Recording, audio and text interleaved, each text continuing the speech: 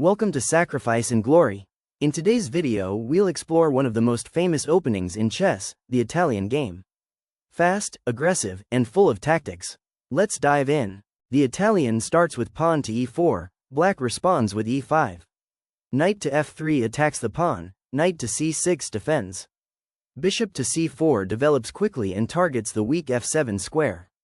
That's the starting point of the Italian game. This is the Giuoco Piano, or the quiet game. Both players develop naturally, bishops are placed on strong diagonals, and the center is contested. White usually plays c3 followed by d4 to break in the center and open lines for the pieces. Black can respond with nf6 or d6, staying solid. This often leads to slower, maneuvering games where piece activity is more important than immediate tactics. In top-level play, the Giuoco Piano is very popular, because both sides get a balanced position with chances to fight for the initiative later.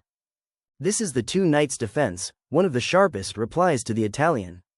Black immediately attacks the pawn on e4, and white has the tempting move e5, going straight for the f7 square. If black responds carelessly, white can launch the famous fried liver attack with n and qf3+, chasing the king across the board. But if black knows the correct defense with d5 and na5, the game becomes very tactical and double-edged. The two knights often leads to wild positions where one inaccurate move can decide the game. It's a favorite for players who like sharp, attacking chess. This is the Hungarian defense. Black plays b7, preparing to castle quickly. It is safe and solid, but also a little passive. White usually continues with d4 or nc3, taking more space and building a strong center.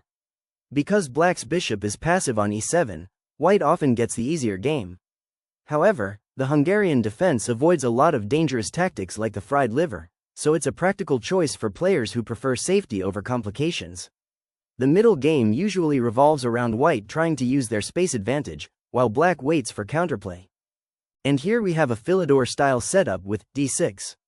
Black keeps the center closed and defends solidly, but the downside is that white can immediately play d4, gaining more space and freeing their pieces.